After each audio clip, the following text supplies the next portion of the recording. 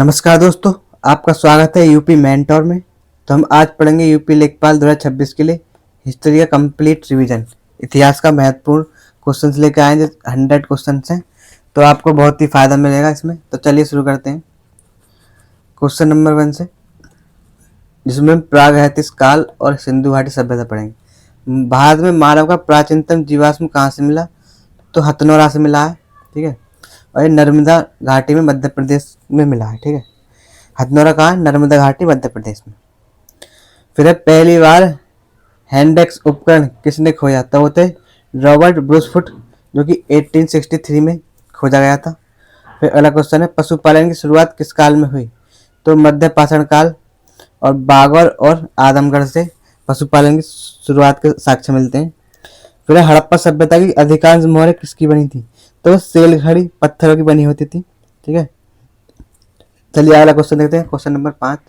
स्वतंत्रता के बाद सर्वाधिक हड़प्पा स्थल कहाँ खोजे गए? तो कहाँ खोजे गए थे? गुजरात में खोजे गए। सिंधु घाटी सभ्यता का मुख्य बंदरगाह कौन सा था? तो वो था लोथल, जो कि भोगवा नदी के किनारे था।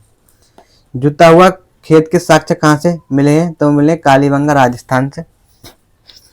अगला क्वेश्चन, मिट्टी के हल की आकृति कहाँ से मिली? तो वो मिली है बनावली, जो कि बनावली कहाँ? ये हरियाणा में है, ठीक है। तो इस पर एक बैल बना हुआ है, ठीक है, और इस पर कुछ स्क्रिप्ट में लिखा गया है हड़प्पा। चलिए आगे देखते हैं, प्राचीन भारत, बौद्ध एवं जैन धर्म। तो श्वेतांबर संप्रदाय के संस्थापक कौन है? तो वो है स्थूलभद्र। फिर दिगंबर संप्रदाय के संस्थापक, तो दिगंबर संप्रदाय के संस्थापक हैं भद्रबाहु। अगला क्वेश्चन, चतुर्थ बौद्ध संस्कृति के अध्यक्ष कौन थे? तो वो थे वसुमित्र। 12वां क्वेश्चन देखते हैं, बौद्ध संघ के और स्यादवाद किस धर्म के सिद्धांत हैं? तो वह जैन धर्म के, ठीक है। अब देखते हैं, अनेकतावाद और स्यादवाद किस धर्म के सिद्धांत हैं? वो जैन धर्म से जुड़ा है, ठीक है, स्यादवाद। फिर है अनाथवाद और क्षणिकवाद किस धर्म के सिद्धांत है? बौद्ध धर्म का, ठीक है। प्रतीत समुत्पाद कारण कार्य सिद्धांत तो किस धर्म से जुड़ा है? तो बौद्ध धर्म से जुड़ा है। आगे देखते हैं, बौद्ध धर्म में बुद्ध के उपदेश किस ग्रंथ में? तो इस सुत्त पिटक में। गौतम बुद्ध के उपदेश किसमें? सुत्त पिटक में, ठीक है।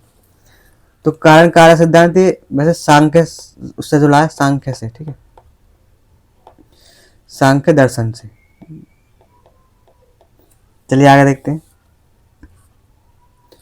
महाजनपद काल और मौर्य साम्राज्य। 16 महाजनपदों की सूची किस ग्रंथ में उपलब्ध है? तो वह अंगुत्तर निकाय, जो कि बौद्ध धर्म का ग्रंथ है। सिकंदर के आक्रमण के समय मगध का शासक कौन था? तो वो थे घनानंद, जो कि नंद वंश के शासक थे। अशोक का नाम किन अभिलेखों में स्पष्ट रूप से मिलता है? तो गुज्जर और मास्की और नेटू और ओडेगोमल, ठीक है, इन अभिलेखों में अशोक का नाम मिलता है। अशोक के सर्वाधिक अभिलेखों में किस लिपि का प्रयोग किया गया? तो ब्राह्मी लिपि का यूज किया गया सर्वाधिक अभिलेखों में। फिर है, गोदावरी नदी के किनारे स्थित दक्षिणतम जनपद कौन सा है? तो वह अस्मक, ठीक है। कलिंग में नहर, तंसुली नहर जो है, किसने खुदाई करवाई थी इसमें? तो महापद्मनंद, ठीक है, सर्वत्र नाथक के नाम से जानते हैं। तो कलिंग की जो नहर है, तंसुली नहर, इसमें जो खुदाई करवाई थी महापद्मनंद ने कराई थी। अशोक के शिलालेखों को सबसे पहले किसने पढ़ा? तो होते जेम्स प्रिंसेप, और इन्होंने 1837 में अशोक के शिलालेखों को पढ़ा था। फिर टोपरा और मेरठ से अशोक स्तंभ दिल्ली कौन लाया? तो होते फिरोज शाह तुगलक, ठीक है। ये टोपरा और मेरठ से ये दिल्ली ले गए थे अशोक स्तंभ को। आगे देखते हैं, गुप्त साम्राज्य एवं प्राचीन दर्शन। सबसे पहले सिक्के जारी करने वाला गुप्त शासक कौन था? तो होते चंद्रगुप्त प्रथम। मेहरौली के लौह स्तंभ लेख में किस राजा का उल्लेख है? तो वह चंद्र, जो चंद्रगुप्त द्वितीय या विक्रमादित्य से संबंधित है। भारत का नेपोलियन किसे कहा जाता है? तो वह है समुद्रगुप्त। किस विदेशी राजा ने समुद्रगुप्त से बौद्ध विहार बनाने की अनुमति मांगी थी? तो वो थे मेघवर्मन, जो कि श्रीलंका के राजा थे। अगला क्वेश्चन देखते हैं, भारत का पहला विधि निर्माता किसे माना जाता है? तो वो थे मनु, जिन्होंने मनुस्मृति, मनु संहिता लिखी थी। फिर सांख्य दर्शन के आचार्य कौन थे? तो वो थे कपिल मुनि। वैशनगर विदिशा में गरुड़ ध्वज स्तंभ किसने बनाया? तो होते हेलियोडोरस। इंपोर्टेंट क्वेश्चन है। ऋग्वेद में आर्य शब्द का प्रयोग कितनी बार हुआ है? तो 36 बार हुआ है। और अर्थ क्या है? श्रेष्ठ। आर्य का अर्थ होता है श्रेष्ठ। अब देखते हैं मध्यकालीन भारत, दिल्ली सल्तनत प्रारंभ। भारत में मुस्लिम शक्ति की स्थापना किस युद्ध से हुई? तो वो थी तराइन का दूसरा युद्ध 1992 में हुआ था। ठीक है, जो कि मोहम्मद गौरी और किसके मध्य हुआ था? कमेंट में बताना। अगला क्वेश्चन देखते हैं। चंदावर का युद्ध 1194 में किसके मध्य हुआ? तो जयचंद और शहाबुद्दीन गौरी के मध्य हुआ था। चलिए आगे क्वेश्चन देखते हैं। गुलामों का गुलाम किसे कहा गया? तो वो थे इल्तुतमिश को गुलामों का गुलाम कहा जाता था।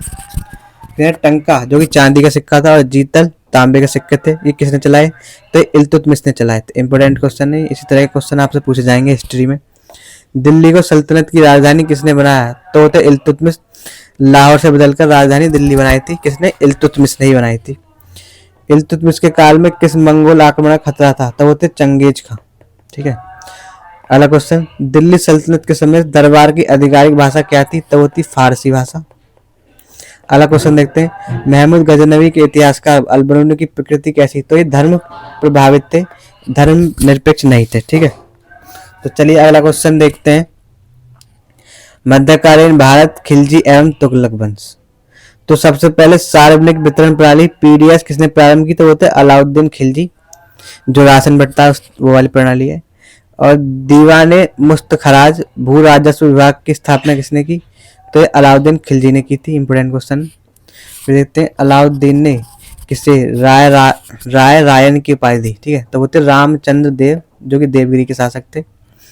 फिर देखते हैं दीवाने अमीर कोही जो कि कृषि विभाग था, किसने बनाया? तो ये मोहम्मद बिन तुगलक ने बनाया था, एमबीटी ने। ठीक है, एमबीटी मोहम्मद बिन तुगलक ने। फिर अगला क्वेश्चन 45 में। राजा को प्रजा से और प्रजा को राजा से मुक्ति मिली, यह कथन किसने कहा था? ये मोहम्मद बिन तुगलक ने कहा था और ये बदायूं द्वारा कहा गया। ठीक है, मोहम्मद बिन तुगलक के लिए कहा गया था। जौनपुर शहर की स्थापना किसने की? तो ये फिरोज शाह तुगलक ने की थी। किसने? किसकी याद में? तो जूना खां जो इनके जो भाई थे जूना खां, उनकी याद में। तुगलक वंश का अंतिम शासक कौन था? तो वो थे नसरुद्दीन महमूद। ठीक है, तुगलक वंश का अंतिम शासक नसरुद्दीन महमूद था। Important question. तैमूर ने दिल्ली पर आक्रमण कब किया? तो 1398 में नसीरुद्दीन के समय पर तैमूर ने दिल्ली पर आक्रमण किया था। तो चलिए आगे क्वेश्चन देखते हैं। अब देखते हैं हम लोधी वंश एवं मुगल काल का उदय। गुलरुखी उपनाम से कविता कौन लिखता था? तो वो थे सिकंदर लोधी। सिकंदर लोधी गुलरुखी के नाम से कविता लिखते थे। बाबर की मृत्यु विष देने से हुई, यह किसने लिखा? तो ये गुलबदन बेगम जो कि हुमायूं नामा लिखा था इन्होंने। ये किसकी बहन थी? ये हुमायूं की बहन थी। तो इन्होंने लिखा था कि बाबर की मृत्यु विष देने से हुई। आगरा शहर की स्थापना 1504 में किसने की? तो सिकंदर लोधी ने की थी। बाबर को सराय पुल के युद्ध में किसने पराजित किया? तो होते सैवानी खान। ठीक है, इंपोर्टेंट क्वेश्चन है। सैवानी खान ने बाबर को सराय पुल के युद्ध में हराया था। शेरशाह शुरू की मृत्यु किस अभियान के दौरान हुई? तो वो था कालिंजर अभियान। 1545 में मृत्यु हो गई थी इनकी तोफ के फटने से। 17 मई 1540 को कन्नौज बिलग्राम के युद्ध में हुमायूं को किसने हराया? तो शेरशाह सूरी ने ही इनको कन्नौज के युद्ध में हराया था। फिर अगला क्वेश्चन। खानवा का युद्ध 1527 में किन के बीच हुआ? तो वो थे बाबर और महाराणा सांगा के बीच युद्ध हुआ था। फिर दिल्ली पर पुनः अधिकार के लिए हुमायूं ने कौन सा युद्ध जीता? तो सरहिंद का युद्ध कब हुआ था? 1555 में हुआ था, जब ही जीता था, जब ही हुआ था सरहिंद का युद्ध। अगला क्वेश्चन देखते हैं। तो अब देखते हैं अकबर का शासनकाल महत्वपूर्ण वर्ष। तो अकबर ने क्या क्या कब कब क्या हुआ वो देखते हैं। इंपोर्टेंट है बहुत ही चार्ट आपके लिए, इसे जरूर याद करना है। इसके स्क्रीनशॉट ले लीजिए याद करने के लिए। तो सबसे पहले 1556 में क्या हुआ था? अकबर का राज्याभिषेक हुआ कहाँ? कालानौर पंजाब में 14 फरवरी 1556 को। ठीक है, तो आगे देखते हैं। और रीजेंट अकबर का प्रारंभिक संरक्षण कौन था? तो वो थे बैरम खां। ज़्यादातर युद्ध बैरम खां ने ही लड़े थे अकबर के लिए। फिर 1563 में अकबर ने तीर्थ यात्रा कर समाप्त किया। कब? 1563 में। फिर 64 में अकबर ने जजिया कर समाप्त किया, ठीक है, 64 में जजिया कर। फिर आ जाते हैं 75 में, 1575 में इबादत खाने की स्थापना की अकबर ने। फिर है 1576 में, ठीक है, तो 76 में क्या हुआ था, हल्दी घाटी युद्ध हुआ था 1576 में अकबर और महाराणा प्रताप के मध्य। फिर देखते हैं महज मजहरनामा, मजहर की घोषणा कब हुई, तो 1579 में हुई थी, ठीक है। अगला क्वेश्चन, दीन ए इलाही का प्रारंभ कब किया, तो 1582 को जो दीन ए इलाही जो नया धर्म चलाया था अकबर ने, ठीक है, तो कब हुआ था 1582 में, ठीक है। तो ये आपको याद रखने हैं, इम्पोर्टेंट है, जो अकबर के शासनकाल से जुड़े हुए फैक्ट्स हैं। तो चलिए और देखते हैं आगे क्वेश्चन। आधुनिक भारत यूरोप कंपनियों का आगमन। तो वीडियो को लाइक कमेंट और सब्सक्राइब जरूर करना, वीडियो पसंद आ रही हो तो। चलिए देखते हैं क्वेश्चन। वास्को डी गामा का कालीकट में स्वागत किसने किया, तो वो थे जमोरिन, जो कि हिंदू शासक थे। फिर अगला क्वेश्चन, बार्थोलोमियो डियाज, ठीक है,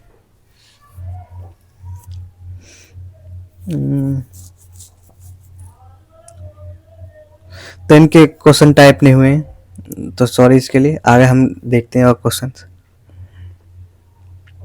सामाजिक धार्मिक सुधार आंदोलन, तो ये बहुत ही मोस्ट इंपोर्टेंट क्वेश्चन है, वीवीआईपी। ब्रह्म समाज की स्थापना किसने की, तो राजा राम मोहन राय ने 1828 में की थी।